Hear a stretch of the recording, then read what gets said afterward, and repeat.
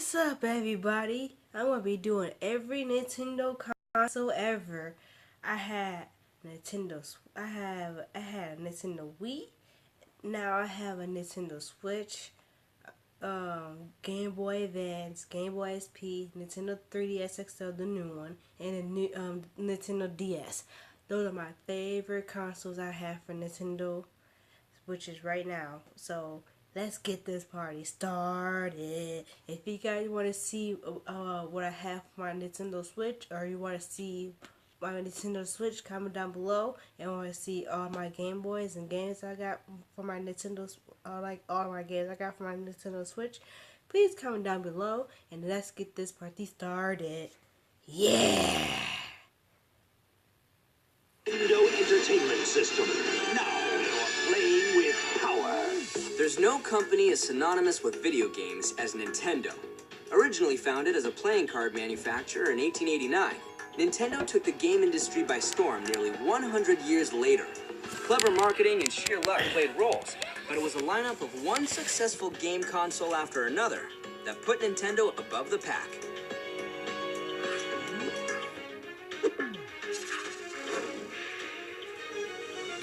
Nintendo broke into game consoles with the Color TV game series. They're plug-and-play units with built-in games. Most of the games amount to variations on the same concept, and shamelessly imitate popular titles. The Color TV Game 6 and Game 15 feature different versions. Wow, these are cool. So let's see, how about these? These are like weird consoles, and other ones are cool consoles. I hope I can't wait to see the cool consoles coming up soon. Of a Pong clone called Light Tennis. Game Racing 112 offers a top-view racing game, Block Breaker has breakout-style titles, and Computer TV Game features the strategy game Othello, with the option to play an AI opponent. If Nintendo's TV game series was a modest success at best, their next attempt proved a hit. Designer Gunpei Yokoi devised the Game & Watch handhelds to play simple games on an LCD screen. Over 47 different Game & Watch models were made, including adaptations of Nintendo arcade staples like Mario Brothers. The Game & Watch series lasted until 1991, but its biggest contribution came early. The 1982 version of Donkey Kong introduced a major Nintendo innovation, the cross-shaped directional pad.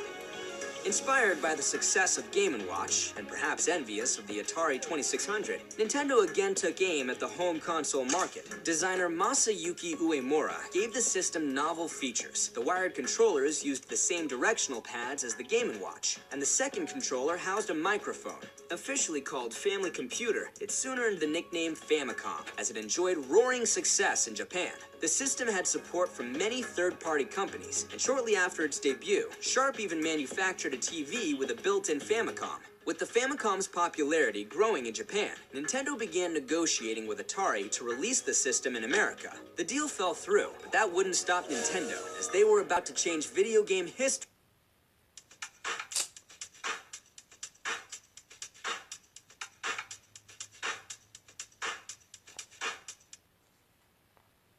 Forever.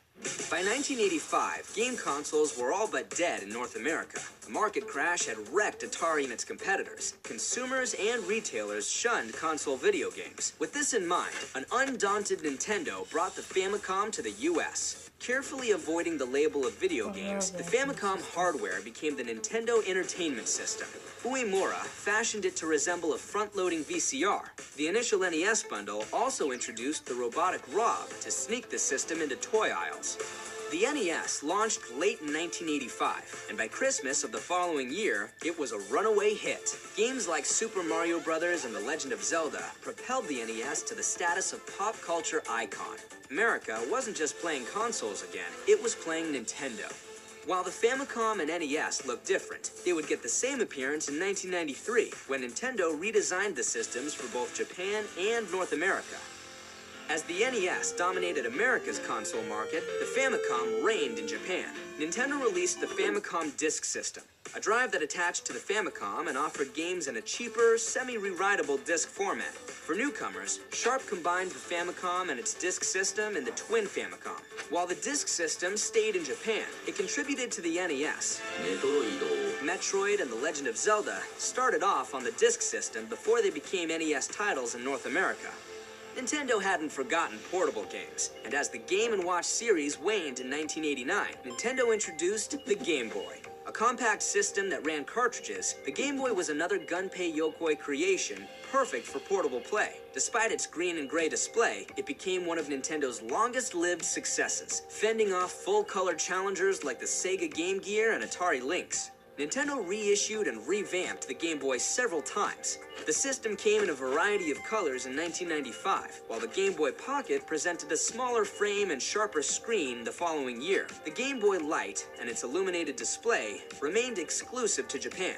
Successful as it was, by 1990, the Famicom hardware was 7 years old. Facing competition from a new generation of rival systems, Nintendo debuted the Super Famicom in Japan, boasting 16-bit hardware vastly superior to the original Famicom.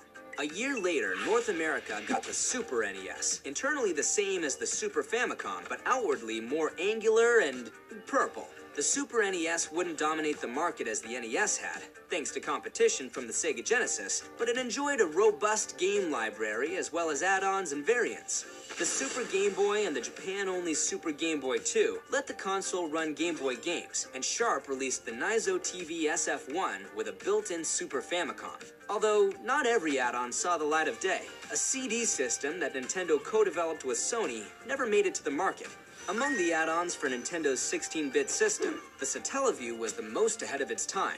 Available only in Japan starting in 1995, the Satellaview attached to the system and let players download games through a satellite network. The Virtual Boy mystified much of the game-playing public in 1995. Designed by Gunpei Yokoi, the system displayed stereoscopic 3D graphics with a red and black palette. Despite a big initial promotion, Nintendo abruptly discontinued the Virtual Boy after 8 months of lukewarm reception. It remains Nintendo's shortest-lived system, and its library numbers only 24 games across America and Japan. Yet as the Virtual Boy sputtered, the next major evolution in Nintendo consoles waited just a... Rated M for mature. By taking the key, you set the apocalypse in motion. around the corner. The Nintendo 64 embraced the industry-wide move to 3D games and multiplayer, featuring 4 controller ports. Yet its cartridge format was expensive next to the CD-based Sony PlayStation, itself a descendant of Nintendo and Sony's aborted Super NES CD project. If the Nintendo 64 didn't have the widespread support of the NES or Super NES, it still did well with games either made or published by Nintendo. The Nintendo 64 DD add-on fared worse. Originally intended to combat CD-based systems, it saw a quiet, Japan-only release in 1999.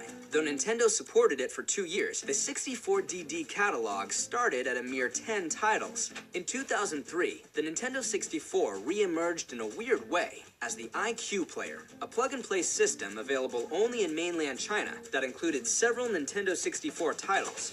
Nintendo didn't stray far in crafting the Game Boy's first true successor. Released in 1998, the Game Boy Color sports a familiar design, but features a color screen, more powerful hardware, and an infrared port. The Game Boy Color's biggest booster in the late 90s was an original Game Boy game, Pokémon. The Pokémon craze also inspired Nintendo's smallest cartridge-based handheld with Pokémon Mini, and 2 Pokémon Pikachu devices played off the virtual pet craze. The Game Boy Advance brought Nintendo's handheld legacy full circle. I still have that, you guys. I still have my Game Boy Advance, and it still works to this day. I absolutely love this. I asked for this for my birthday, and my mom got it for me. It was awesome. The best birthday gift ever. I love Game Boys. I have a whole bunch of them.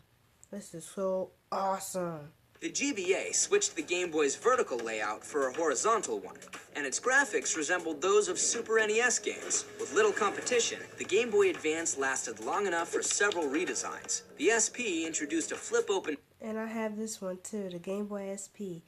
The other Game Boy I asked for Christmas. It's so cool and fun. I absolutely love it, and I still have it to this day. It still works too, and I'm keeping it forever.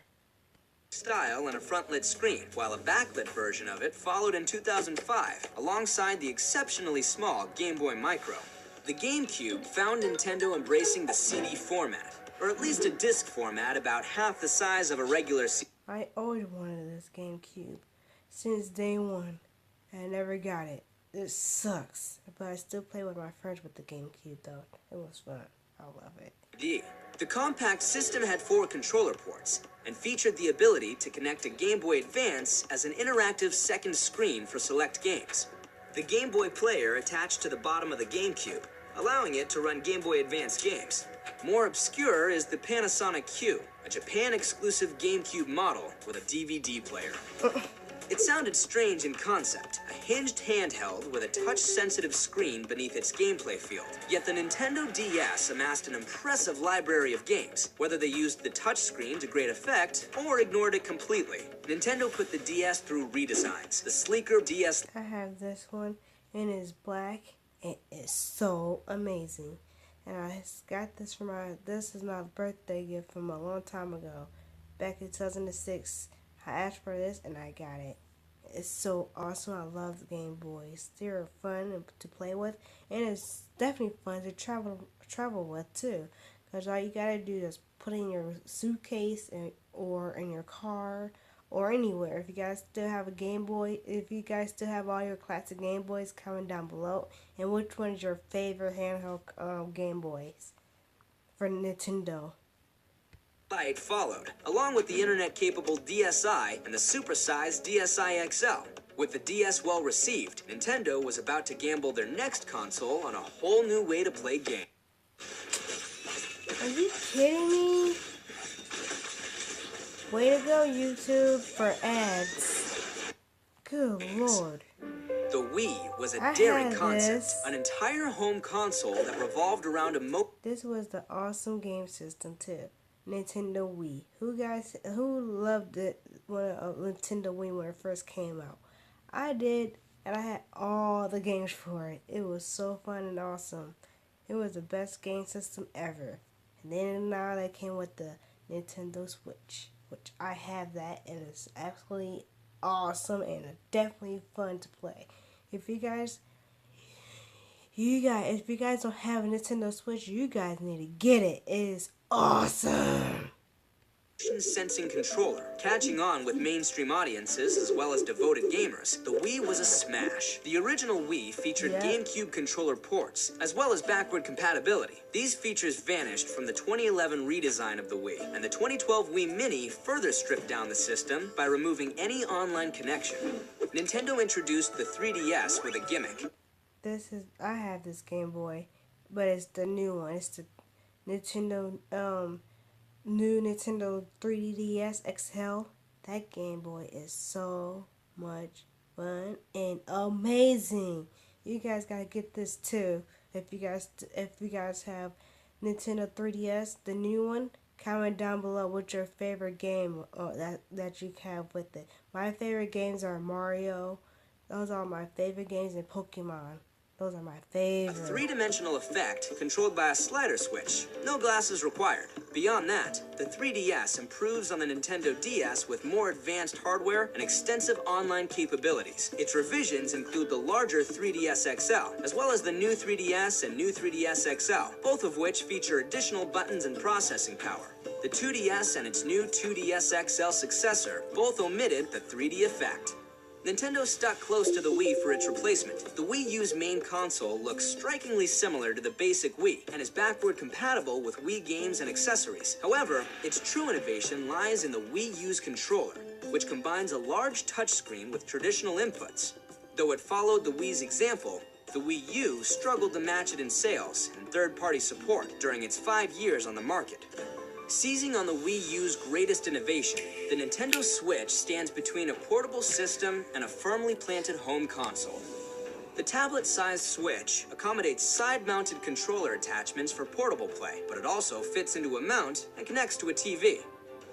2016 saw Nintendo return to its roots with dedicated plug-and-play consoles. With nostalgic appeal, the NES Classic Edition and Classic Mini Family Computer are palm-sized versions of the original NES and Famicom, containing slightly different collections of 8-bit games. The Super NES and Super Famicom Classic Editions once again repackage beloved older systems, housing somewhat differing lineups of quintessential 16-bit games.